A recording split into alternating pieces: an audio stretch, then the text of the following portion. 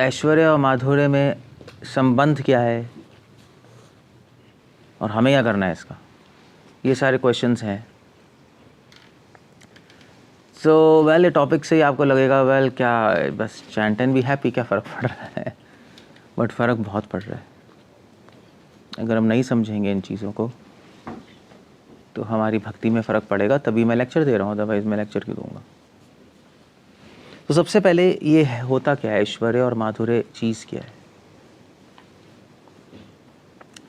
ऐश्वर्य है ये दो तरह के, जब कोई भक्ति करता है तो भक्ति में दो तरह के मूड होते हैं, दो तरह के भाव होते हैं, ऐश्वर्य और माधुर्य। एक अप्रोच है डिवोशन को। सो जितने भी डिवोटीज हैं वो दो कैटेगरीज में डिवाइडेड हैं, एक ऐश्वर्य और एक माधुर्य। तो वैकुंठ के लोग, वैकुंठ में जनरली डिवोटीज सारे ऐश्वर्य भाव में होते हैं, गोलोक में सारे डिवोटीज माधुर्य भाव में। अब कुछ डिवोटीज ऐसे क्यों हैं, कुछ डिवोटीज वैसे क्यों हैं, वो उनकी स्वतंत्र इच्छा है। वो भगवान को इस भाव में सेवा करना चाहते हैं, वैकुंठवासी ऐश्वर्य भाव में, गोलोकवासी करना चाहते हैं माधुर्य भाव में। वो ऐसा चाहते हैं और भगवान उस तरह से सेवा स्वीकार करते हैं। ऐसा क्यों है किसी को नहीं पता। ऐश्वर्य माधुर्य होता क्या, डेफिनेशन क्या है। ऐश्वर्य मतलब होता है, ऐश्वर्य शब्द आता है ईश्वर से, ईश्वर से शब्द आ रहा है ऐश्वर्य, ईश्वर से बना ऐश्वर्य। कहने का मतलब है जब कोई डिवोटी भगवान को महान समझ के पूजा करता है, भगवान की महिमा समझ के पूजा करता है, या समझ लीजिए कि उसकी सेवा करने का, दूसरे ढंग से उसकी एक भक्त की सेवा करने की प्रेरणा भगवान की महानता है, तो उसको बोलते हैं ऐश्वर्य भाव। ऐश्वर्य मतलब भगवान की महानता, ये है बस, महिमा महानता। और ऐश्वर्य भाव मतलब कि डिवोटी को जब भगवान की महिमा देखता है, महानता समझता है, मेडिटेट करता है, तो उसका मन करता है मैं सेवा करूं, उसको ऐश्वर्य भाव कहते हैं। और ऐश्वर्य भगवान की महानता। अब क्वेश्चन ये है कि भगवान की महानता, भगवान की पावर, इस सबको ऐश्वर्य कहते हैं। जैसे उदाहरण के लिए भगवान की सुपर ह्यूमन क्वालिटीज़ कैसे कहेंगे, अति मर्त्य गुण ऐसे कह सकते हो, हैं? हाँ, अति मानवीय गुण कह सकते हो। जैसे भगवान ने सृष्टि करता है, ये इंसान नहीं कर सकता, तो ये भगवान का एक ऐश्वर्य है। कृष्णा या विष्णु नारायण भगवान सर्वव्यापी हैं, ये साधारण आदमी में कोई गुण नहीं हो सकता, ये ऐश्वर्य है। सर्वनियंता है, ये ऐश्वर्य है। या सर्वज्ञ हैं, सब कुछ जानने वाले हैं, ये साधारण आदमी नहीं कर सकता। ये सारे अति मानवीय गुण हैं। ये सारे गुणों पे जब, इन सारे गुणों को बोलते हैं भगवान का ऐश्वर्य।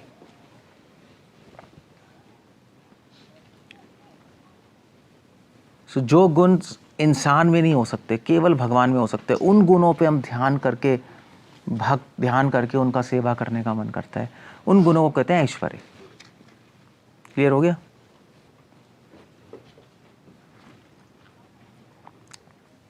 या लाइक दैट। और दूसरा है माधुर्य।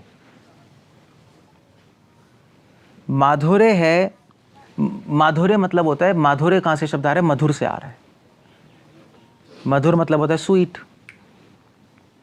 जैसे मधुर नहीं होता, जैसे फ्रूट मधुर है, स्वीट है। बट हाँ है, किससे मधु, कुछ लोग कहते हैं मधु से भी आता है, बट वो एक ही बात है, स्वीट। मधुर मतलब स्वीट। अब क्वेश्चन है कि भक्ति में इसका मतलब क्या है, स्वीट क्या है। तो जब भगवान के परिप्रेक्ष्य में माधुर्य इस्तेमाल किया जाता है तो क्या है मतलब उसका? माधुर्य का एक और मतलब है डिक्शनरी में ब्यूटी, भगवान की सुंदरता। तो भगवान की सुंदरता को अप्रिशिएट करना, उसको समझना, वो होता है माधुर्य रस, वो होता है माधुर्य भाव, वो होता है माधुर्य, भगवान का माधुर्य। तो माधुर्य में क्या आता है? माधुर्य में भगवान की सुंदरता आती है बेसिकली। जो गोलोक में जो भक्त हैं उनको भगवान की सुंदरता देखकर मन करता है सेवा करने का। गोलोक में जो भक्त हैं उनको इससे कोई मतलब नहीं है। वो उनको अगर कृष्ण भगवान की सर्वज्ञता, सर्वनियंता, सर्वव्यापी ये सब देखेंगे, उनका मन नहीं करेगा इतना सेवा करने का। ये देखकर सुंदरता देखने का मन, सुंदरता देख के भगवान की सेवा करने का मन करता है। तो माधुर्य का बेसिकली संबंध सुंदरता से है। संस्कृत डिक्शनरी में सुंदरता एक मतलब है। सो तो भगवान का माधुर्य मतलब क्या है? उसका एग्जाम्पल क्या है? भगवान का माधुर्य है फॉर एग्जाम्पल कि भगवान की मानवीय गुण। तो ऐश्वर्य में एक भक्त भगवान के अति मानवीय गुण पे ध्यान करता है जो इंसान नहीं कर सकता, मगर माधुर्य में भक्त भगवान के मानवीय गुण पे ध्यान कर रहा है, जो कि ऑर्डिनरी लोगों में भी होता है, भगवान में भी है।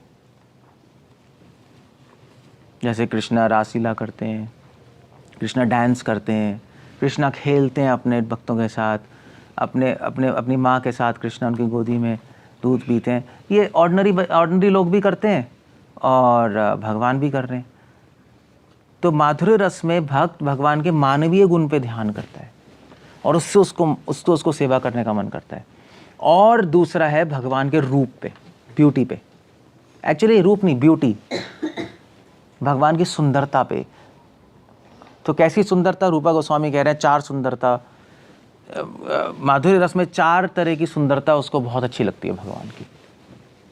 एक है लीला माधुरी, भगवान की लीला की सुंदरता। प्रेम माधुरी, भगवान के प्रेम की सुंदरता। रूप माधुरी, भगवान के रूप की सुंदरता। और वेणु माधुरी, भगवान की वेणु की सुंदरता, उनका जो म्यूज़िक होगा उसकी सुंदरता। तो ये एक्चुअली भगवान की। तो ऐश्वर्य और माधुर्य में बेसिक फ़र्क ये है, ऐश्वर्य में भक्त को प्रेरणा मिलती है भगवान की सेवा करने की, भगवान की महानता देखकर, और माधुर्य में भक्त को सेवा करने की प्रेरणा मिलती है भगवान के सौंदर्य देखकर। बेसिकली ये डिफरेंस है, ये फ़र्क है ऐश्वर्य और माधुर्य में। तो अगर आप वैकुंठ चले जाओगे तो वैकुंठ में तो सारे ऐश्वर्य भाव ही है। तो वैकुंठ में सारे डिवोटीज़ जो हैं वो भगवान की स्तुति कर रहे होंगे वेदों से, भगवान को बोल रहे होंगे आप अंतर्यामी हैं, आप सर्वज्ञ हैं, सर्वव्यापी हैं, सृष्टि करता है। उनको वो बोल के उसमें उनको आनंद आता है और भगवान ऐसे सेवा स्वीकार करते हैं। गोलोक में ऐसा कोई नहीं बोलेगा। गोलोक में यशोदा माँ, गोपियाँ भगवान को थोड़े ना बोलेंगी कि आप सृष्टि करते हैं, कोई क्वेश्चन ही नहीं है। उनको पता है मगर ऐसा बोलेंगी नहीं। वो बोलेंगी कृष्णा बहुत सुंदर हो, श्याम सुंदर हो, ब्रजेन नंदन हो, आपकी आंखें बहुत सुंदर है, इस तरह से भगवान के रूप माधुरी, लीला माधुरी, उसके गुणगान करते हैं। बेसिकली ये फ़र्क है ऐश्वर्य और माधुर्य में। ओके, अब क्वेश्चन यहाँ पे आता है कि हमें जानने की ज़रूरत क्या है, ये ऐश्वर्य माधुर्य ये सब क्यों समझे हम? ठीक है, भगवान के गुण है, उनके गुणगान करो बस, ठीक है, दैट्स ओके। या बेस्ट है chant and be happy. Srila Prabhupada ने बोला चैंट एंड बी हैप्पी, ठीक है, हो जाएगा सब। ये सब क्यों आप फालतू में बता रहे हो हमें? इसकी क्या फ़र्क पड़ता है? हम चैंटिंग कर रहे हैं, प्रसाद मिल रहा है, खाने पीने को है, ठीक है, सिस्टम चल रहा है, प्रीचिंग भी हो रही है अच्छी, लोग तो जुड़ ही रहे हैं। बट एक्चुअली सबसे पहला पॉइंट है, जानने की ज़रूरत इसलिए है और हमसे इतना हमें मैटर इसलिए करता है कि सबसे पहली बात है कि श्रील प्रभुपाद ने अपनी किताबों में ये सब लिखा है। अगर हमसे कोई मतलब ही नहीं होता इस चीज़ का तो श्रील प्रभुपाद ने क्या अपना टाइम वेस्ट कर दिया? सब लिखे हैं। चैतन्य चरितमृत, मध्य लीला, रूप शिक्षा और सनातन शिक्षा, सिर्फ यही सारी डिस्कशन है ऐश्वर्य और माधुर्य।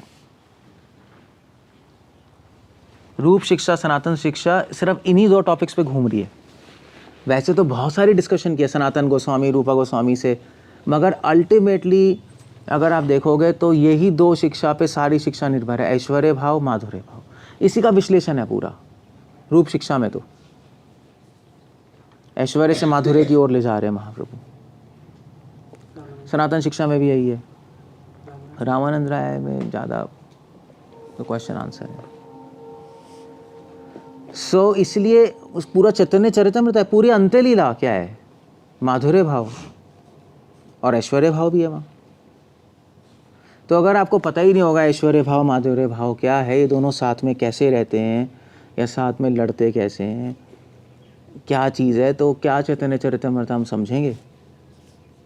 समझना तो चलो, आस्वादन क्या करेंगे, समझ ही नहीं आएगा। सबसे पहला पॉइंट है, ये जानना इसलिए ज़रूरी है क्योंकि श्रील प्रभुपाद ने अपनी किताबों में ये लिखा है और प्रभुपाद की किताबें पढ़ना हमारे लिए ज़रूरी है। श्रील प्रभुपाद ने बोला है मेरी बुक्स में सब कुछ है। अगर आप कहो नहीं इसकी ज़रूरत क्या है, तो इसका मतलब आप कह रहे हो कि श्रील प्रभुपाद की किताबें गलत है नहीं? प्रभुपाद ने बेकार में लिख दी। That's a very bad way to say things. Okay, क्योंकि डिवोटीज कहते हैं कि हाँ ये सब क्या, क्यों जानने की ज़रूरत है, इतना complex, chant and be happy, बस सेवा करो। वेल तो सेवा करो, सब कुछ है। तो श्रील प्रभुपाद ने टाइम वेस्ट किया और बार बार बोला कि भाई मेरी बुक्स पढ़ लो, मैंने सब कुछ लिखा है उसके अंदर। प्रभुपाद पागल थे इसलिए, या तो आप पागल हो या वो पागल थे, दो ही चीज़ें हो सकती हैं। ओके, दूसरी बात यह है कि प्रभुपाद ने बोला chant and be happy, but chant proper mood से चैंट करने के लिए हमें पता होना चाहिए ऐश्वर्य माधुर्य भाव क्या है। एटलीस्ट बेसिक्स तो पता होना चाहिए ना, जो मैंने बताया। चैंटिंग करना अपने में काफ़ी नहीं है, चैंटिंग सही भाव से करना इम्पॉर्टेंट है। अदरवाइज तो जब तो सभी कर रहे हैं, तोता भी जप करता है, श्रील प्रभुपाद लिख रहे हैं। एक अपराधी भी जप करता है, नया भक्त भी करता है। भाव का तो फर्क है और क्या है। इसलिए जप को अच्छी तरह करने के लिए, सही भाव से करने के लिए ऐश्वर्य भाव माधुर्य भाव में अंतर पता लगाना बहुत ज़रूरी है। अंतर क्या है और वो साथ में कैसे चलते हैं, वो जानना बहुत ज़रूरी है। वो मैं उस पॉइंट पे आऊँगा, बट चैंटिंग को सही से करने के लिए ये समझना ज़रूरी है चीज़ें। और इनफैक्ट आई मीन टू से, मतलब इतना इम्पोर्टेंट टॉपिक है ऐश्वर्य भाव माधुर्य भाव कि हमारे आचार्यों ने किताब ही अलग लिख दी है। माधुर्य कदम्बनी लिखी है विश्वनाथ चक्रवर्ती ठाकुर ने, पूरी बुक ही डेडिकेटेड है माधुर्य भाव के। और ऐश्वर्य कदम्बनी, ऐश्वर्य भाव के, उस पर पूरी किताब है, पूरी किताब ही लिख रखी है दो। ऐश्वर्य कदम्बनी किसने लिखी? बलदेव देव विश्वनाथ ठाकुर ने, विश्वनाथ ठाकुर। सो पूरी किताब ही डेडिकेट की। क्योंकि अभी हमारे आचार्यों ने, कुछ तो होगा ना, कुछ तो समझने को होगा वहाँ। और श्रील प्रभुपाद ने एक बुक लिखी है टीचिंग्स ऑफ लॉर्ड चैतन्य, उसमें पूरी एक्सप्लेनेशन है ऐश्वर्य भाव माधुर्य भाव की। श्रील प्रभुपाद ने कहा है कि वो हमारी one of the most important books है और ऑफ कोर्स कॉम्प्लेक्स किताब भी है। ओके, तीसरा पॉइंट है क्यों समझना है, क्योंकि चैतन्य चरितमृत में चैतन्य महाप्रभु लिख रहे हैं कि रूपा गोस्वामी कह रहे हैं कृष्ण प्रेम प्राप्त, कृष्ण प्रेम कैसे प्राप्त होता है? कृष्ण प्रेम प्राप्त होता है, गोलोक का कृष्ण प्रेम माधुर्य भाव से प्राप्त होता है। तो हाँ, ऐश्वर्य कदम्बनी बलदेव विद्याभूषण ने लिखी है, माधुर्य कदम्बनी विश्वनाथ ठाकुर ने। That's what. विश्वनाथ ठाकुर ऐश्वर्य कदम्बनी नहीं लिखेंगे, मुझे लग रहा था। सो कृष्ण, गोलोक का कृष्ण प्रेम माधुर्य भाव से ही प्राप्त होता है। इसका मतलब ये नहीं कि ऐश्वर्य भाव का कोई रोल नहीं है, वो मैं आऊँगा, क्योंकि वृंदावन में और सब जगह यही भ्रांति है कि माधुर्य भाव है, ऐश्वर्य भाव हमारी रीति नहीं है, ऐश्वर्य भाव गोलोक में ऐश्वर्य भाव नहीं है। ये सब कहना गलत होगा, ये सब बच्चे कहते हैं, आचार्य नहीं कहते। वो मैं आऊँगा उस पॉइंट पे। But anyway the point is Krishna प्रेम प्राप्त करने के लिए ये समझना ज़रूरी है माधुर्य भाव ऐश्वर्य भाव, वरना गोलोक के कृष्ण प्रेम में एंट्रेंस नहीं मिल सकती। आफ्टर ऑल भक्ति, एक्चुअली भक्ति देखा जाए तो भक्ति केवल चैंटिंग करना नहीं है। ये चैंटिंग तो सभी करते हैं और अपराध के साथ भी चैंटिंग कर सकते हो पूरे जीवन। चैंटिंग भक्ति भावनाएं हैं, कृष्ण भावना अमृत संग, उस भावनाओं को जप से बहुत जल्दी हम उसका पोषण कर सकते हैं। माली हो या करे सिंचन, चैतन्य चरितमृत, भक्ति के बीच को श्रवण कीर्तन से सिंचन किया जाता है, बस इतना है और कुछ नहीं है। सो ऑफ कोर्स भगवान का नाम सबसे पावरफुल मेथड है जिससे हम भक्ति की भावना को बढ़ा सकते हैं। मगर प्रॉब्लम ये है ना कि अगर बीज ही गायब है तो फिर पानी क्या करेगा। अगर मैं पता ही नहीं ऐश्वर्य भाव माधुर्य भाव क्या है तो चैंटिंग किस चीज़ को बढ़ाएगा, कुछ है ही नहीं, कुछ है ही नहीं अंदर, तो फिर क्या होगा। तो इसीलिए कृष्ण प्रेम प्राप्त करने के लिए दोनों चीज़ों की ज़रूरत है। चौथा है पांचवा है, वेल ऐश्वर्य भाव समझना माधुर्य भाव समझना ज़रूरी, इसलिए उसमें अंतर क्या है और उसमें संयोग क्या है। ऐश्वर्य भाव माधुर्य भाव में अंतर क्या है, ऐश्वर्य और माधुर्य भाव में संबंध क्या है, ये दोनों जानना ज़रूरी है। अगर नहीं जानेंगे तो हम सहजिया बन जाएंगे, और भक्ति में सहजिया बनना बहुत आसान है। सब सहजे ही हैं, 99% लोग तो सहजे हैं। भक्ति सिद्धांत ठाकुर ने ब्रजमंडल परिक्रमा की, उन्होंने कहा 100% सहजे हैं यहाँ पर, मतलब उनका एनालिसिस ऐसी थी। भक्ति सिद्धांत ठाकुर एक बार गौर किशोरदास बाबा जी के पास गए थे, मायापुर में शिफ्ट हो गए थे गौर किशोर बाबा जी। तो भक्ति सिद्धांत ठाकुर ने परिक्रमा की, तो जितने बड़े बड़े जो वहाँ के जो महंत हैं और बड़े बड़े जो बाबा हैं, जो बड़े रसिक बाबाज हैं, उनके सबके नाम लिस्ट लेके गए थे। तो गौर बाबा जी से पूछ रहे थे कि ये बाबा कैसा है।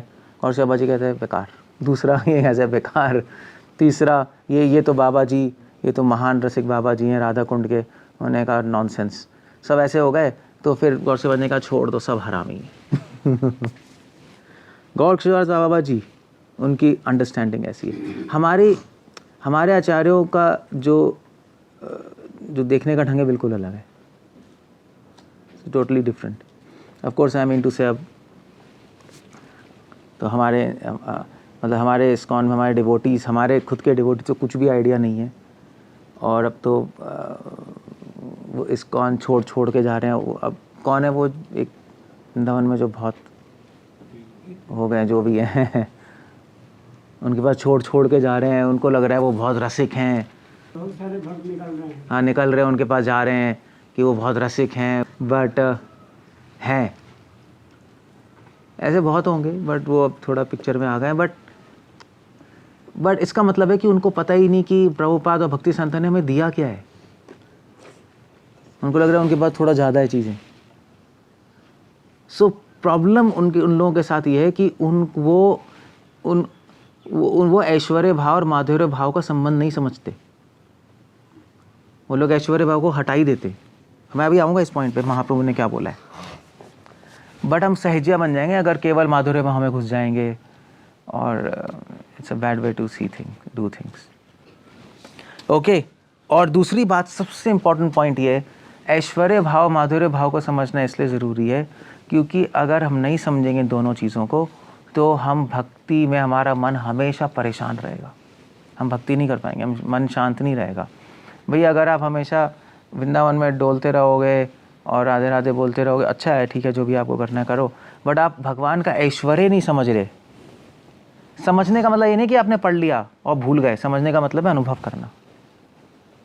पढ़ना वढ़ना कुछ नहीं होता, सब बेकार चीज़ें हैं। पढ़ने तो बहुत लोग पढ़ लेते हैं, बट अनुभव करना।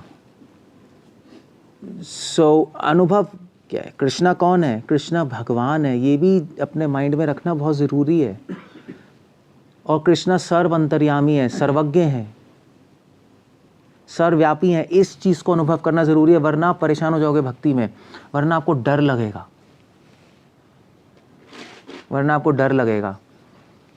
एक डिवोटी जिसको पता है कृष्णा सर्व अंतर्यामी है, सर्वव्यापी है, उसको डर नहीं लगता। भगवान सब जानते हैं, जो करेंगे अच्छा ही करेंगे, बेस्ट करेंगे मेरे लिए। अगर अच्छा नहीं भी करेंगे तो उसमें भी अच्छा ही है। वो गॉड है वो। इसलिए निम्बारकाचार्य ने अपने शिष्यों को आदेश दिया है कि पहले 10 साल दशम स्कंद नहीं पढ़ना। ऑर्डर है उनके बुक्स में, पहले 10 साल भक्ति में दशम स्कंद नहीं पढ़ना, पहले 10 साल पहले से 9 स्कंद ही पढ़ते रहना बस। अलाउड ही नहीं था। अब तो चलो निम्बार्क संप्रदाय में जो भी कर रहे हैं वो अपना ही सब कुछ भूल चुके हैं, कुछ भी याद नहीं है उनको अपनी संप्रदाय का। 2-3 किताबें लेके घूमते रहते हैं, बाकी हमारी किताबें पढ़ते हैं वो लोग, निम्बार्क संप्रदाय वाले अल्टीमेटली घूम फिर के। बट निम्बार्काचार्य जी ने अपने बुक्स में लिखा है। क्यों लिखा है? क्योंकि उन्होंने बोला बिना ऐश्वर्य भाव के तुम्हारा माधुर्य भाव कमज़ोर है, उसकी नींव नहीं है कुछ। इसलिए आप देखो कितने सारे भक्त हैं जो कि होते हैं, अपना भक्ति करते हैं, जो भी करते हैं, गोलोक की भक्ति जैसे भी है अपना जो भी समझ के, मगर आगे जाके घबरा जाते हैं। नहीं, आप वृंदावन जाके देखो ना, रूम के लिए लड़ रहे हैं, पैसों के लिए लड़ रहे हैं और लड़की लेके भाग रहे। क्यों हो रहा है सब? क्या वृंदावन में माधुर्य भाव की कमी है? वेल, सब राधे राधे ही है, सब अच्छा ही है, सब गोलोक तो है ही। बट उनको ये पता नहीं, उन्होंने बेस क्लियर नहीं किया ऐश्वर्य भाव समझ के। बेस क्लियर नहीं है, इसलिए हमें डर लगता है। सो इसलिए अगर भक्ति में निष्ठा लानी है तो ऐश्वर्य भाव को समझना बहुत ज़रूरी है। पूरे जीवन करना है भक्ति, तो बिना भगवान के ऐश्वर्य भाव समझे भक्ति नहीं हो सकती। छोड़ दोगे आप बीच में, घबरा के। ऐश्वर्य के अभाव में फ्री माइंड हो जाएगा महाराज जी। हाँ, वही है, फ्री हो जाता है, डर भय खत्म हो जाता है। हाँ, अदरवाइज तो डर ही लगता रहेगा। आपने भी देखा है, मैंने भी बहुत देखा है, सब लोग बैठे हैं वृंदावन में जप कर रहे हैं और घूम रहे हैं, मगर पूरी तरह डर भय पड़ा रहता है अपना फ्यूचर का। अपने पैसे बना रहे हैं, प्रॉपर्टी बना रहे हैं, आगे क्या होगा। कहाँ है भैया भगवान? कहाँ है भगवान? की भगवत्ता ही उनको अनुभव नहीं है, वो सीधा पहुंच गए माधुर्य में। और शायद भगवत्ता के लिए गए भी नहीं है, उनका अपना जो भी है, अपना भी है।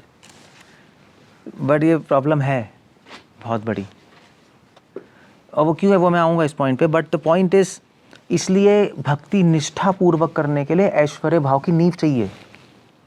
इसलिए रूपा गोस्वामी ने भक्ति रसामृता सिंधु में भक्ति की परिभाषा लिखी है, महिमा ज्ञान युक्त स्नेह इति भक्ति, वल्लभाचार्य को कोट करते हुए। हालांकि वल्लभाचार्य को हम कोट नहीं करते ज़्यादा, बट उन्होंने कोट किया है, भगवान से स्नेह होना भक्ति है, मगर जिस स्नेह का आधार भगवान की महिमा है वो भक्ति है। बिना महिमा के स्नेह होना, नारद मुनि नारद भक्ति सूत्र में कह रहे हैं, नारद भक्ति सूत्र में कह रहे हैं, बिना महिमा जाने भगवान कृष्ण से स्नेह होना वो जार भक्ति है। नारद भक्ति सूत्र पढ़ लो आप, इस्कॉन में तो पब्लिश्ड है ही। जार भक्ति मतलब वो ऐसी भक्ति है जैसे एक लड़के और लड़की के बीच में, उसकी कोई नींव नहीं है। सो कोई भी महान आचार्य रिकमेंड नहीं कर रहा। भीष्म पितामह की स्तुति देख लो, भीष्म पितामह तो महाजन है। भीष्म पितामह की स्तुति में अंत में तो गोपियों पे ही आ गए, मगर आप पूरी स्तुति देखो, ऐश्वर्य भाव उनको पता है कृष्णा है, भगवान है उनके सामने। सो इसलिए ऐश्वर्य भाव जानना और माधुर्य भाव जानना बहुत ज़रूरी है, और ये भी समझना ज़रूरी है कि ऐश्वर्य माधुर्य की नींव है। डायरेक्ट जंप करना सही नहीं है। इसलिए भक्ति नारायण ठाकुर जब राधा कुंड पे और वृंदावन में गए तो उन्होंने कमेंट किया कि ये लोग कृष्ण के बेडरूम में सीधा जाना चाहते हैं। सीधा उन्होंने कहा, लोग ऐसे सोचते रहिए क्या हो गया, निकुंज लीला। वेल, आप किसी के बेडरूम में सीधा जा नहीं सकते, सीधा आपको बाहर निकाल देगा वो। पहले उसके ड्राइंग रूम में बैठते हैं, ऑफिस में जाते हैं, फिर उसके बाद धीरे धीरे, बेडरूम में तो कोई जाता ही नहीं। So that he was, Bhaktinarayan Thakur बहुत डिस्टर्ब भी थे हालत देखकर लोगों की। सो क्वेश्चन ये है कि कौन सा बड़ा है, ऐश्वर्य भाव ऊपर है या माधुर्य भाव ऊपर है। अब इसमें संप्रदायों में थोड़ा सा अनबन है, ऐश्वर्य भाव ऊपर है, माधुर्य भाव ऊपर है। श्री संप्रदाय, मध्व संप्रदाय वाले कहेंगे ऐश्वर्य भाव प्रधान है। गौड़िया संप्रदाय, निम्बार्क संप्रदाय, इवन वल्लभ संप्रदाय कहेंगे भी माधुर्य भाव प्रधान है। तो कौन सा ऊपर है बताना, ऐश्वर्य ऊपर है, माधुर्य ऊपर है? सोच के दादा ना आंसर क्या ऊपर है। दोनों इंपॉर्टेंट है, पर कुछ समय के बाद माधुर्य ऊपर चला जाएगा। तो वो लोग क्यों कह रहे हैं ऐश्वर्य ऊपर है? क्या श्री संप्रदाय गलत है, रामानुचार्य गलत है, मध्वाचार्य गलत है? हाँ, लक्ष्मी जी को सबसे लक्ष्मी जी को टॉप मानते हैं ना हम राधा रानी। पॉइंट ये है, लक्ष्य पे निर्भर करता है।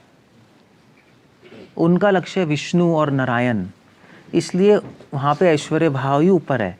वैकुंठ में माधुर्य भाव ऊपर नहीं होता, वैकुंठ में ऐश्वर्य भाव पर माना जाता है, क्योंकि उनके आराध्य विष्णु है। विष्णु और नारायण का जो मूड है उनको उसी में अच्छा लगता है, ऐश्वर्य भाव में, वो इसी में सेवा स्वीकार करते हैं। गोलोक, हमारा टारगेट गोलोक है, कृष्ण है, तो हमारे लिए माधुर्य भाव ऊपर है। तो हमारी ऐसी कोई लड़ाई नहीं है उनसे। अगर आप किसी श्री वैष्णव मध्वा से मिलो, वो क्या ऐश्वर्य ऊपर है, हम कहेंगे यार सही है, आपके लक्ष्य के हिसाब से तो बिल्कुल ठीक है, कोई खराबी नहीं है। क्योंकि विष्णु भगवान माधुर्य भाव को स्वीकार उतना नहीं करते जितना ऐश्वर्य को स्वीकार करते हैं। He likes that. सब एक व्यक्ति हैं, कोई मशीन नहीं है। विष्णु और नारायण का भाव अलग है, कृष्ण का अलग है। मतलब महाप्रभु और प्रबोधानंद सरस्वती वेंकट भट्ट में ही तो डिस्कशन हुई श्रीरंगम में। वेंकट भट्ट ने कहा नारायण ऊपर है, और महाप्रभु ने कहा देखो कृष्ण का भाव अलग है, कृष्ण अलग तरीके के व्यक्ति हैं। सो इसलिए वो भी ठीक है, वो भी ठीक है, डिपेंड करता है आपका लक्ष्य क्या है, कोई प्रॉब्लम नहीं है। बट जहाँ तक गोलोक की बात है, जहाँ तक कृष्ण की बात है, अगर उनकी बात करें उनके परिप्रेक्ष्य में, तो माधुर्य भाव ऐश्वर्य भाव से ऊपर माना गया है। ये तो क्लियर है। चैतन्य चरितमृता और जितने भी बुक्स हैं, वो दैट्स ओके। इसका मगर इसमें एक पॉइंट है, मैं बताऊंगा।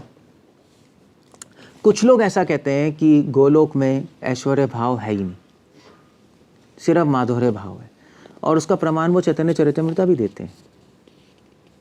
और प्रमाण ये है, मध्य लीला 9वां अध्याय 130वां श्लोक। कृष्णदास कविराज गोस्वामी लिख रहे हैं, ब्रजेर नंदन बोली तारे जाने व्रज जन, ऐश्वर्य ज्ञान नाही कृष्ण संबंध मानन।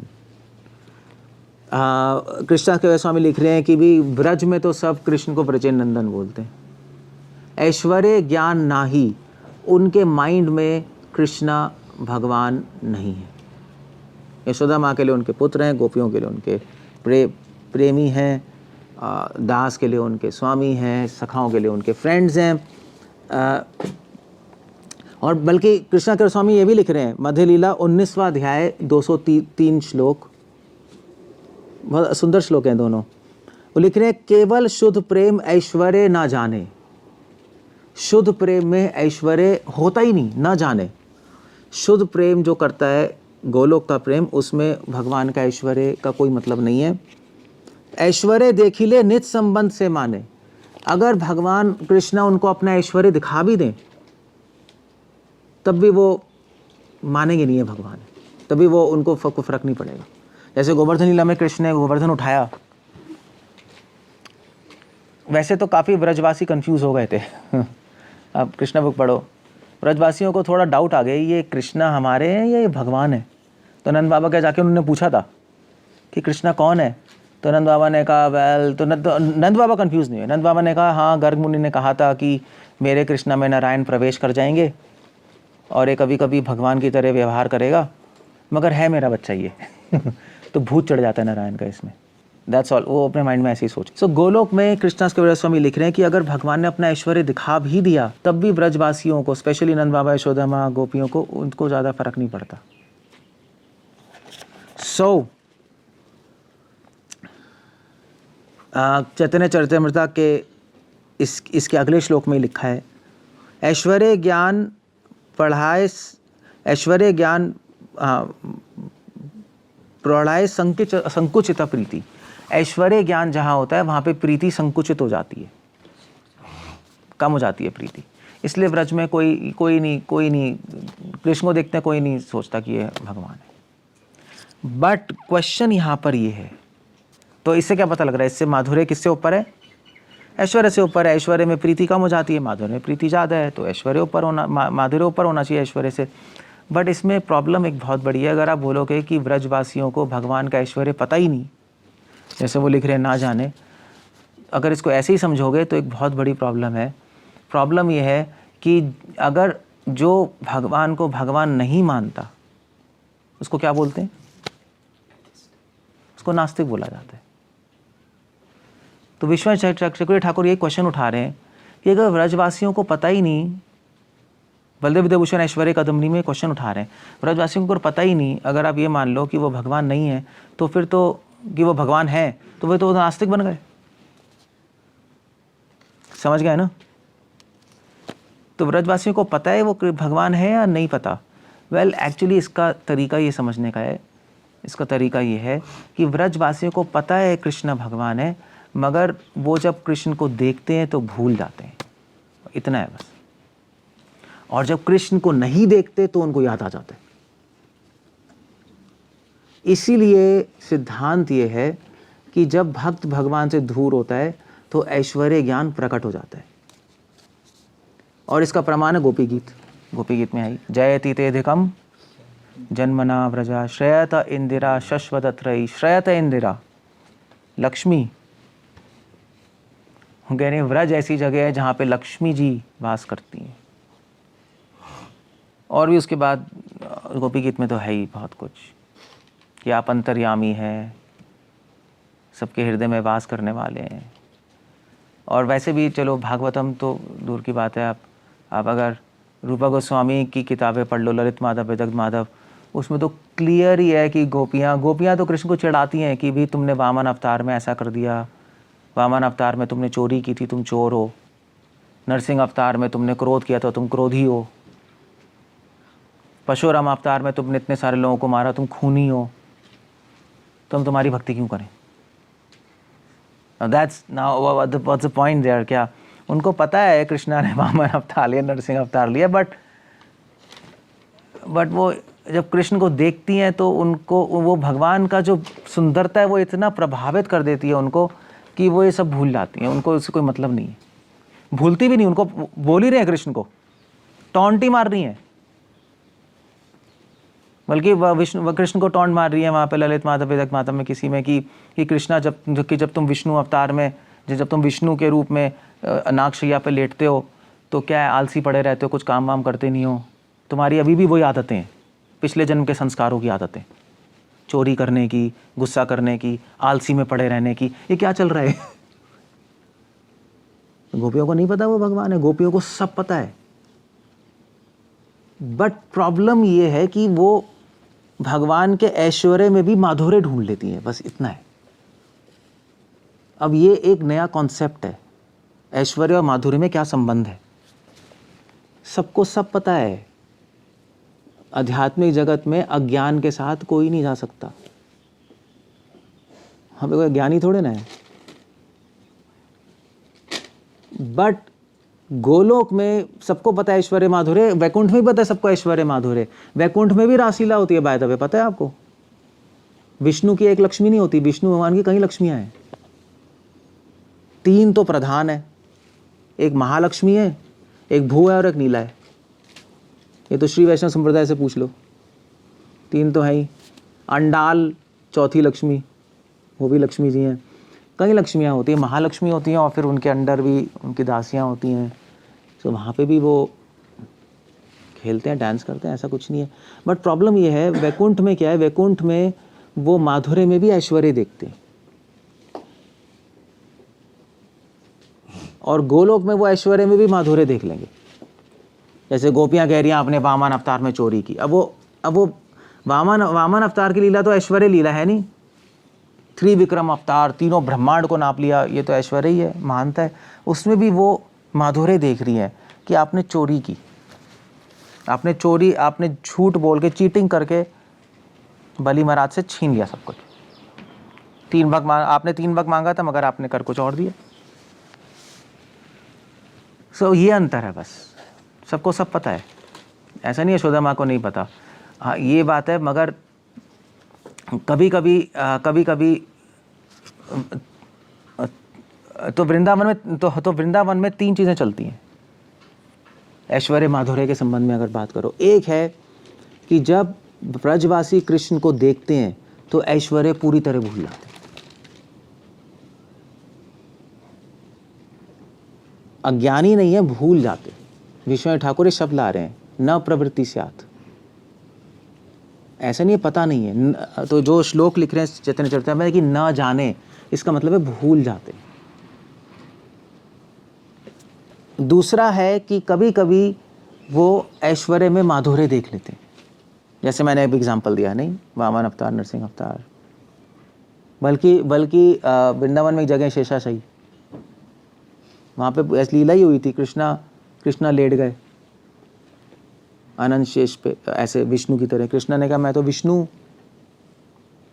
तो गोपियों ने कहा हमें पता है विष्णु, मगर यहाँ पे नहीं आप लेट सकते। They knew that।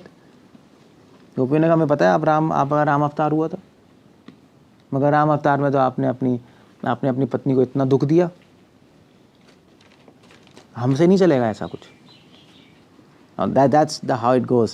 सो ऐश्वर्य में माधुर्य देख रहे हैं, क्योंकि गोलोक माधुर्य प्रधान है। ये शब्द जानना बहुत ज़रूरी है। गोलोक माधुर्य प्रधान है और वैकुंठ ऐश्वर्य प्रधान है। प्रधान शब्द इस्तेमाल कर रहे हैं संस्कृत में।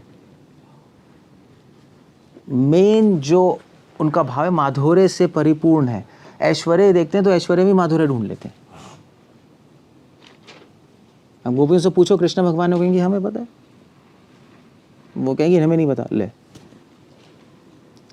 मगर वो आपको पूछना पड़ेगा जब वो कृष्ण के सामने ना हो। कृष्ण के सामने होंगे तो वो कहेंगे छोड़ो ये सब। तीसरी चीज जो वृंदावन में चलती है, जब कृष्ण दूर होते हैं उनकी आंखों से, जब कृष्ण से विरह होता है, जब कृष्ण से सेपरेशन होती है, तो उसमें ऐश्वर्य ज्ञान बाहर आ जाता है। मगर वो फिर भी माधुर्य भाव को ढक नहीं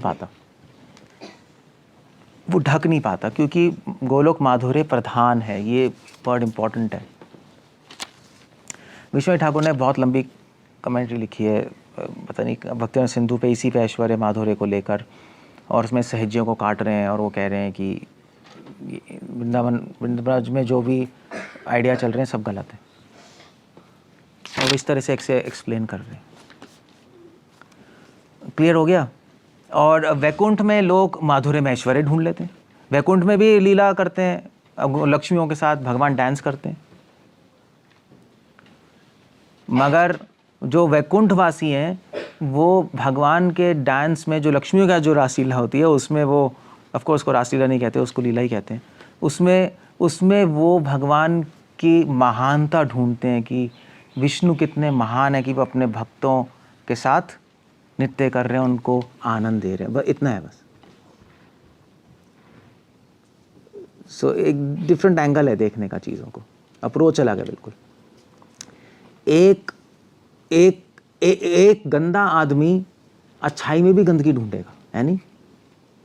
एक अच्छा आदमी गंदगी में भी अच्छाई ढूंढ लेगा। ऐसा नहीं है कि गंदे आदमी को ये नहीं पता अच्छी चीज़ क्या है।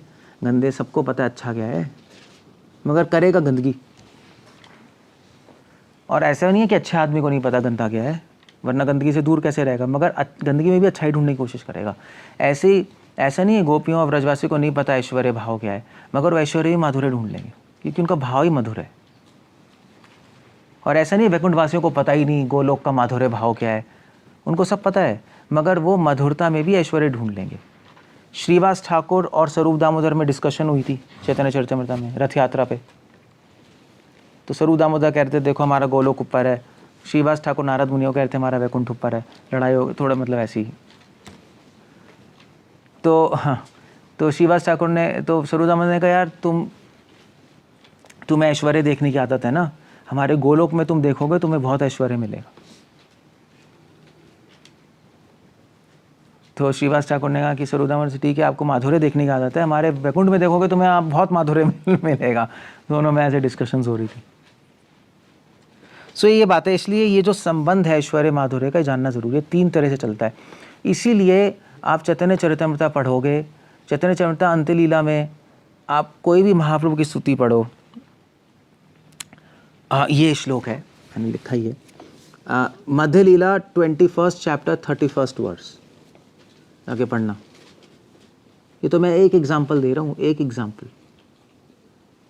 मध्य लीला 21.31 महाप्रभु के बारे में कह रहे हैं, ऐश्वर्य कहिले सुरिला ऐश्वर्य सागर, ऐश्वर्य ज्ञान नहीं, ऐश्वर्य सागर। मनेन्द्रिया डूबेला प्रभु होइला पामर। कृष्ण गोस्वामी लिख रहे हैं कि महाप्रभु ने जैसे ही भगवान कृष्ण का ऐश्वर्य बोलना शुरू किया, और फिर कोटेशन दे रहे हैं भागवतम से, कृष्ण अंतर्यामी हैं, कृष्ण सर्वव्यापी हैं, ब्रह्मा रुद्र शिव भी उनकी सेवा करते हैं। महाप्रभु जिनको हम राधा रानी के भाव में मानते हैं, जब वो कृष्ण का ऐश्वर्य बोल रहे हैं तो ऐश्वर्य के सागर में डूब गए। तो आप सोचोगे राधा जो हैं उनको कृष्ण के ऐश्वर्य से क्या लेना देना है? उनको क्या लेना देना? कृष्ण अंतर्यामी है, सर्वव्यापी है, ब्रह्मा शिव के स्वामी है। राधा को मतलब ऑल ब्रजवासियों में राधा,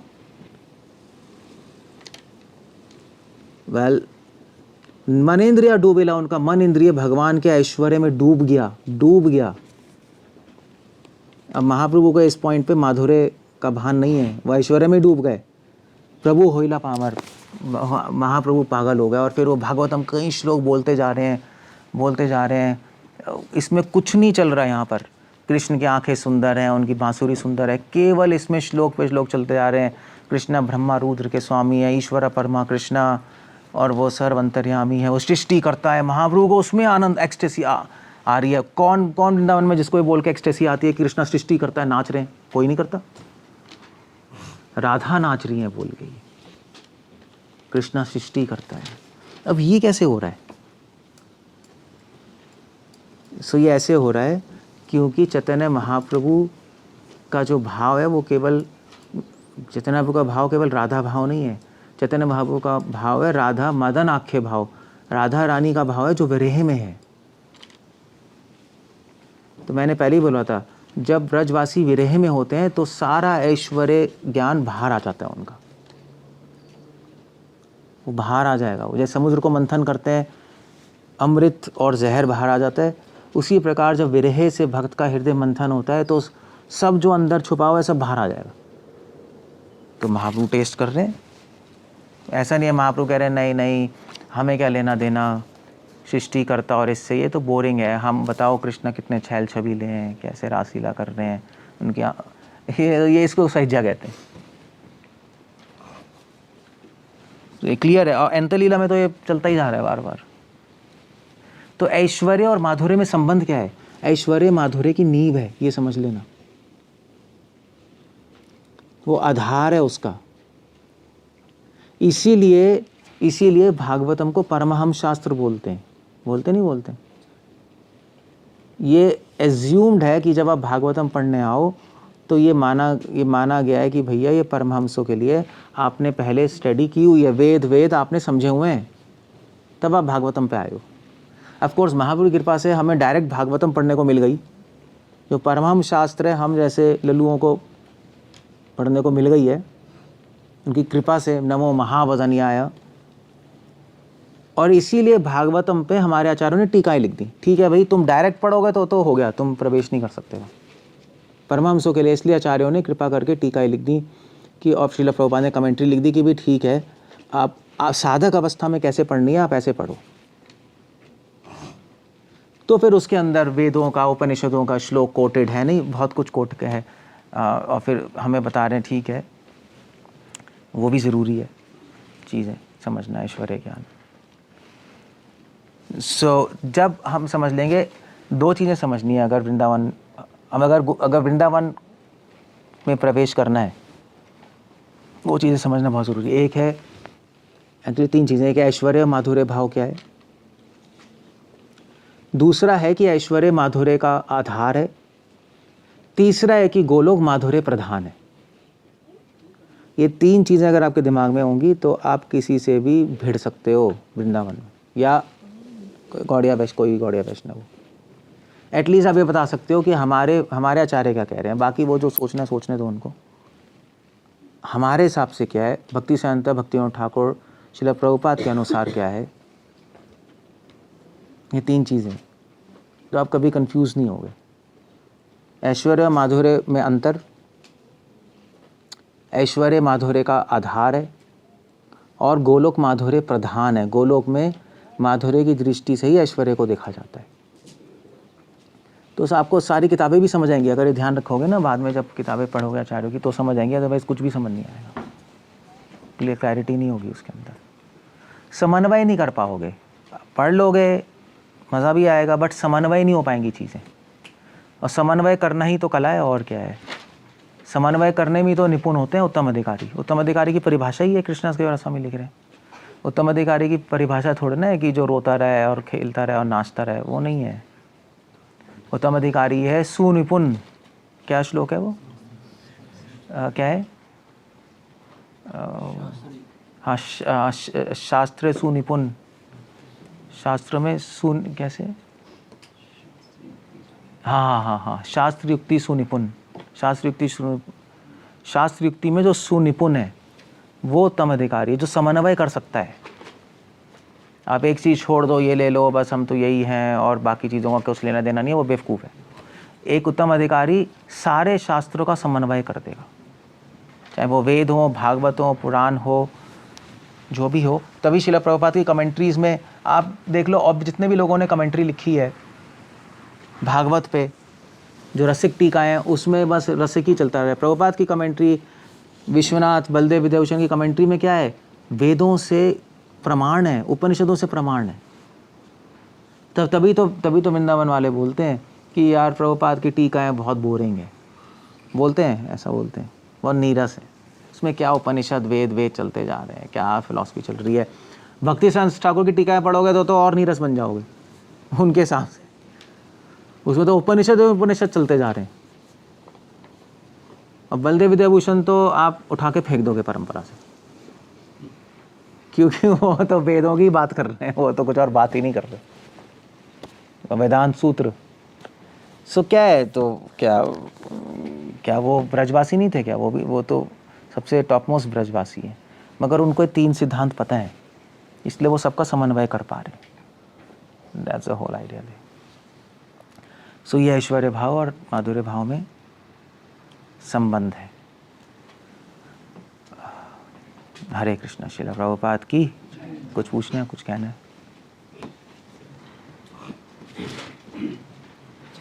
चैंटिंग में भी ऐश्वर्य भाव से माधुर्य भाव। चैंटिंग क्या होता है?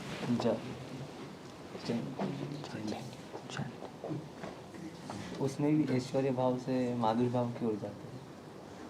हाँ, अभी आपके तो अभी कुछ होगा ही नहीं, अभी तो मन ही लग जाए। अभी ऐश्वर्य भाव से ऐश्वर्य राय पे चले जाएंगे हम। और माधुर्य भाव से पता नहीं क्या होगा, नाम होगा किसी का माधुर्य। अभी नहीं, अभी चैंटिंग के वक्त अभी भाव लाने होते हैं, बट ये आप जानबूझ के नहीं ला सकते, आपको पता होना चाहिए। मगर अभी तो चैंटिंग बस एक ही भाव से होती है, नाम नामी। जब तक ये नहीं घुसेगा आपके दिमाग में, तब तक आगे गाड़ी बढ़ ही नहीं सकती। तब तक हम मन के स्तर पे घूमते जा रहे हैं, नहीं होगा। सो अभी हमारे केस में तो शायद ना हो ऐसा कुछ। अभी तो बोलते बोलते भूल जाते हैं हम जब कर रहे हैं। तो दोनों एक साथ चल सकते हैं महाराज जी? ऐश्वर्य माधुर्य हाँ। एक साथ ही चलते हैं, हमारी अवस्था में एक साथ चलते हैं। क्योंकि चक्कर ये है ना कि हम लोग भगवान से दूर हैं। हमारी स्वाभाविक अवस्था विरह की है, हमारी स्वाभाविक अवस्था मिलन की नहीं। हमें तो भगवान दिखाई नहीं दे रहे। तो महाप्रभु का पूरा जीवन ही अंत्य लीला में दिखाना हुआ कि भाई आप विरह को अनुभव करो। तो महाप्रभु तो दोनों दिखलाए हैं। हाँ, दोनों है, वही मैं कह रहा हूँ। तो विरह अवस्था में दोनों हैं, हाँ, विरह अवस्था में दोनों हैं। दोनों। अब ये है कि जो सहज्या होते हैं वो जानबूझ के माइंड में सोच रहे होते हैं कि हम कृष्ण से मिल गए, मिल गए। हम कृष्ण को देख रहे हैं, मिल रहे हैं। तो वो वो इधर उधर आधा पौना करके डिलीट करके वो चलते रहते हैं। हमारे में दोनों ही बहुत ज़रूरी है। क्लियर भाव नहीं पता। हाँ, कुछ नहीं पता, दोनों ही ज़रूरी हैं। विरह अवस्था में दोनों होने चाहिए। और वैसे तो एक दोनों के पूरक हैं। वही है, हाँ, दोनों एक दूसरे के पूरक हैं। ये भी मैं पॉइंट भूल गया, ये लिख लो, चौथा पॉइंट था, ये वो भूल गया मैं। ऐश्वर्य माधुर्य का पूरक है, माधुर्य ऐश्वर्य का पूरक है। वो कैसे है? क्योंकि क्या है कि ये जो है एक दूसरे के पूरक हैं, ऐश्वर्य माधुर्य, इसको समझाने के लिए कैसे हैं वो पूरक, उसको समझाने के लिए सनातन गोस्वामी ने बृहद भागवत अमृत लिखी है किताब। उसमें वो बता रहे हैं कैसे पूरक है, कैसे कृष्णा द्वारका चले गए, गोपियाँ वृंदावन में है, और कैसे कृष्णा गोपियाँ कृष्ण के ऐश्वर्य भाव के बारे में स्मरण कर रही है, कैसे मथुरा लीला और द्वारका लीला पढ़ के, इनफैक्ट बृहद भागवत अमृत में मथुरा और द्वारका लीला भी है। तो सनातन गोस्वामी ने एक्सप्लेन किया कि श्रीमद् भागवतम के तो दशम स्कंद में कितने अध्याय? 90 हैं। 90 है ना? आई थिंक 90 ही है। हाँ, अब 90 ही आई थिंक। तो 90 में से मतलब आधे, मतलब 45, आधा ब्रज लीला है, आधा मथुरा और द्वारका लीला है, ऑलमोस्ट आधा आधा ही है, पूर्वार्ध और उत्तरार्ध ऐसे ही है ना। सो अब आधा दशम स्कंद मथुरा और द्वारका लीला क्यों है? अगर व्रज भाव ही सब कुछ होता तो आधा वहाँ पे क्या कर रहा है वो दशम स्कंद? वो भी ठीक है, आप पूरे में ब्रज भाव ले आते और फिर आखिरी के 10 चैप्टर में ब्रज द्वारका लीला मथुरा लीला ख़त्म कर देते, क्योंकि वो सब तो हरिवंश पुराण में भी है द्वारका लीला मथुरा लीला, वहाँ पढ़ लो आप जाकर, और भी जगह। भागवतम में क्यों है? वो इसलिए है, विश्वनाथ ठाकुर एक्सप्लेन कर रहे हैं, क्योंकि मथुरा और द्वारका लीला पढ़ के माधुर्य भाव की पुष्टि होती है। जब मथुरा और द्वारका लीला पढ़ते हैं तो कृष्ण के बारे में पढ़ते हैं, और कृष्णा क्या सोच रहे हैं वहाँ पे रहकर, वो सनातन गोस्वामी ने बृहद भागवत अमृत में लिखा है। वो व्रज का स्मरण कर रहे हैं, तो ऐश्वर्य की जगह पे बैठ के माधुर्य का स्मरण कर रहे हैं, तो उससे माधुर्य और बढ़ रहा है। द्वारका में तो कृष्णा क्या घोड़े हैं, राजा है, नहीं सब कुछ है ना, भाव उनका, he is like a king. मगर अंदर से वो सोच रहे हैं व्रज के बारे में, वो सोच रहे हैं नहीं मुझे तो यमुना के पास ही अच्छा है, गोवर्धन के पास ही अच्छा है, यहाँ मज़ा नहीं आ रहा। अब ये हमें कैसे पता? ये सनातन गोस्वामी ने लिखा है। तो चक्कर ये कि उनका जो लालसा है व्रज को पे जाने की, वो और बढ़ गई वहाँ जाकर। क्लियर हो गया? सो ऐश्वर्य माधुर्य का पूरक है। और जब कृष्णा चले गए द्वारका, तो वहाँ पे गोपियाँ क्या कर रही हैं? व्रजवासी कर रहे हैं, वो कृष्ण के गुणगान गा रहे हैं, सारा ऐश्वर्य ज्ञान प्रकट हो गया उनके हृदय में। आप पढ़ो ललित माधव, उसमें वो कह रही हैं कि कृष्णा तो अंतर्यामी है, कृष्णा सर्वव्यापी हैं, हमारे हृदय को क्यों नहीं समझ रहे वो? हमें पता है वो कण कण में वास करते हैं। तो ऐश्वर्य ज्ञान प्रकट हो गया, मगर वो ऐश्वर्य ज्ञान माधुर्य को बढ़ा रहा है वो। सो एक दूसरे के पूरक हैं, इसीलिए मथुरा द्वारका लीला भी है, ब्रज लीला भी है। ऐसा नहीं हम लोग मथुरा द्वारका लीला नहीं पढ़ते, बट सनातन गोस्वामी की दृष्टि से पढ़ते हैं, बृहद भागवत अमृत में जैसे उन्होंने लिखा है। तो ठीक है, दैट्स ओके। एक दूसरे की हेल्प करते हैं, इसको बोलते हैं अन्योन्य आश्रय। एक दूसरे पे आश्रित हैं। ऐश्वर्य माधुर्य पे आश्रित है, माधुर्य ऐश्वर्य पे आश्रित है। बिना ऐश्वर्य के माधुर्य जार भाव है, सहज्य है। बिना माधुर्य के ऐश्वर्य भक्ति है ही नहीं, वो तो केवल एक कर्मकांड हो गया न्याय सिद्ध हो जाएगा महाराज है। हाँ, अर्थ को न्याय, वो तो आप अलग नहीं कर सकते इन दोनों को। बिना माधुर्य के ऐश्वर्य कर्मकांड है, ईश्वर है, वो है, कोई है ही नहीं। माधुर्य तो वो भक्ति है जिस भक्ति में मधुरता है ही नहीं, उसको भक्ति नहीं कहते। कुछ ना कुछ तो होना चाहिए अंश मधुरता का। सो ऐसे ही है। ओके, कुछ और कुछ कहना है? हमें क्या लेना देना इससे? क्वेश्चन है। अगर आपको चैंटिंग वैसी ही करनी है, प्रसाद में भी कोई ऐश्वर्य भाव तो मिलाएंगे नहीं हम, या माधुर्य भाव का घी नहीं मिलाएंगे कि कुछ हो जाएगा। घी वही डालना है, घी तो चलो डालते नहीं हम, जो भी बनाना है वैसे ही बनाना है। रूम भी वैसा ही है, कपड़े भी वैसे ही है, तो हमें क्या फ़र्क पड़ रहा है? आप एंड में ये क्वेश्चन पूछोगे ना, हमें क्या फ़र्क पड़ रहा है इससे प्रभु जी? जब कोई लेना देना ही नहीं तो करना क्या है इसका? क्या कहते हो, क्या करें हम?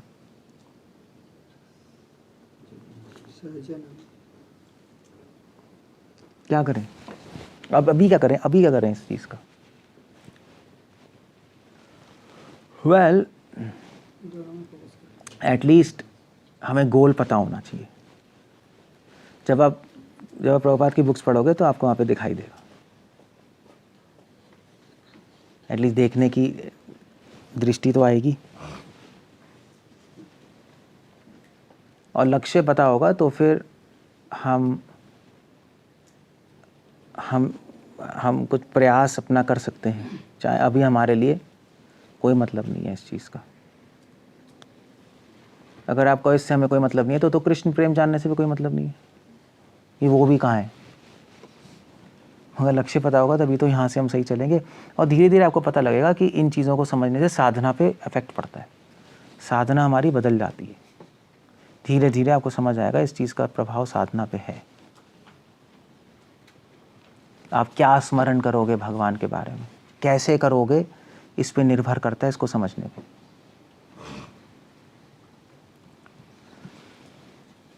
Okay, so we'll end up there.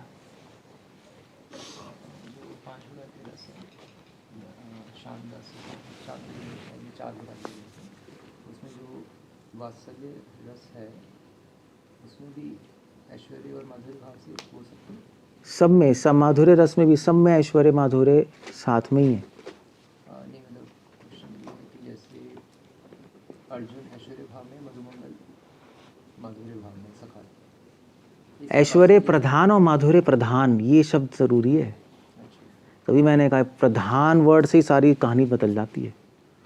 Arjun ऐश्वर्य प्रधान है, मधुमंगल श्रीदाम सुदाम माधुर्य प्रधान है। सिर्फ ऐश्वर्य सिर्फ माधुर्य कुछ नहीं होता। मतलब अर्जुन है, अर्जुन भी तो कृष्ण की सुंदरता को, उसको अच्छे लगते होगा कृष्णा सुंदर है, ऐसी बात नहीं है कि कृष्णा कहेंगे मैं सुंदर हूँ, अरे नहीं नहीं आप महान हो बस। मतलब it doesn't happen like that. और वैसे भी गीता में अर्जुन का माधुर्य आ गया वैसे बाहर। जब कृष्ण ने अपना रूप दिखाया तो क्या कह रहे हैं, सौम्य रूप। कृष्ण ने कहा, अर्जुन ने कहा भाई मैं आपका ऐसा विराट रूप नहीं देखना चाहता, मैं तो आपका सौम्य रूप देखना चाहता हूँ। तो ऐश्वर्य प्रधान है, हाँ, माधुर्य भाव अर्जुन की बुद्धि को ओवरटेक नहीं कर सकता, अभिभूत नहीं कर सकता।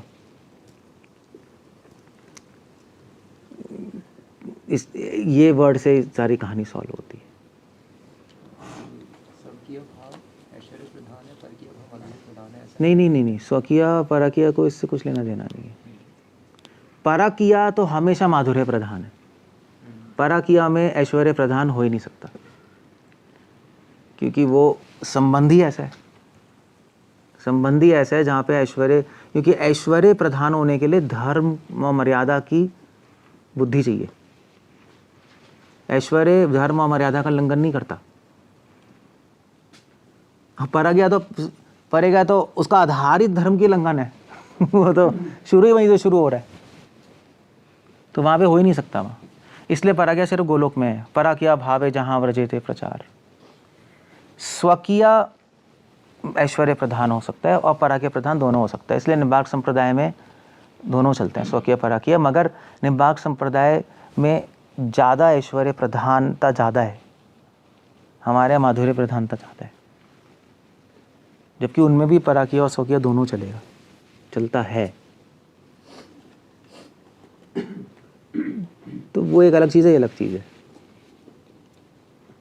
जैसे ये एग्जांपल है अर्जुन और मधुमंगल का, जिसमें एग्जांपल है, ऐसे वात्सल्य में एग्जांपल है कि जिसमें दो मदर्स हों और जिसमें एक ने ऐश्वर्य प्रधान है, एक ने माधुर्य प्रधान है। एग्जांपल है देव की ऐश्वर्य प्रधान है, यशोदा माधुर्य प्रधान है। क्लियर है। That's how it goes. क्या कह रहे हो तुषार? जो ग्लोरिफिकेशन करते हैं डिवोटीज लॉर्ड विष्णु का, वो भी तो फॉर्म की ग्लोरिफिकेशन करते हैं लोटस साइड विष्णु। वही मैं कह रहा हूँ, तभी मैंने कहा ऐश्वर्य प्रधान वर्ड इस्तेमाल करना जरूरी है। आप विष्णु की सुंदरता पे भी ध्यान लगाते हैं। वैकुंठ वाले पागल थोड़े ना है जो ये कहेंगे विष्णु की सुंदरता पे ध्यान नहीं लगाएंगे। विष्णु सुंदर लगते ही होंगे उनको, नहीं? और विष्णु और लक्ष्मी के संबंध के बारे में भी कहीं गाने हैं, वहां पे भी माधुर्य रस है। लक्ष्मी और विष्णु तो है ही, तो माधुर्य रस तो होगा ही, वरना क्या कर रहे हैं दोनों? कुछ तो कर रहे हैं। तो हस्बैंड वाइफ हैं। सो बट ऐश्वर्य प्रधान है वहाँ। वो भगवान की सुंदरता करते हैं, उनके गाने गाते हैं, सब गाते हैं, मगर एंड में वो घूम फिर के आते हैं आप अंतर्यामी। वो उनकी बुद्धि को अभिभूत नहीं कर पाता। अभिभूत समझते हो? मतलब उस चीज़ का आवेश नहीं चढ़ता उन पे, है क्या? हाँ मतलब हाँ, आवेश नहीं चढ़ता है, हाँ ओवरवेल्म नहीं करता। ये है बस, और कुछ नहीं। घूम फिर के वहीं आ जाएंगे। आप बहुत सुंदर हैं, आप कमल नयन है, विष्णु स्तुतियाँ हैं। वो कौन सी है आपका? भुजगशयनम, कैसे है? शांतकारम भुजगशयनम पद्मनाभम सुरेश्वरम, शांतकारम भुजगशयनम। वेरी नाइस, बट सुरेश्वरम आ गया बाद में वो तो ऐश्वर्य प्रधान है ना। सो इस तरह से। तो प्रभु जब कुरुक्षेत्र में राधा रानी ने कृष्ण को द्वारका में दिखाया तो उनका क्या रिस्पॉन्स था? किसका? जब श्रीमती राधा रानी ने कुरुक्षेत्र में भगवान को द्वारका में किंग फॉर्म में देखा था तो उनका क्या रिस्पॉन्स था? क्योंकि वो किसका रिस्पॉन्स? श्रीमती राधा रानी का रिस्पॉन्स क्या मतलब है? फीलिंग्स क्या थे उनकी? क्योंकि वो ऐश्वर्य उसमें देख रही थी, वो ऐश्वर्य भाव में कुरुक्षेत्र में कृष्ण के ऐश्वर्य रूप में दर्शन कर रही ऐश्वर्य थी, रूप में दर्शन कर रही थी। मगर था तो माधुर्य भाव ही ना। वो ये सोच रही थी कि वृंदावन में अच्छा था, यमुना जी के पास, गोवर्धन जी के पास, यहाँ क्या हम घोड़े गाड़ी हैं, सब हैं, कुरुक्षेत्र में खड़े हैं ना। कृष्ण को मज़ा आ रहा है ना मुझे मज़ा आ रहा है, यही चल रहा है।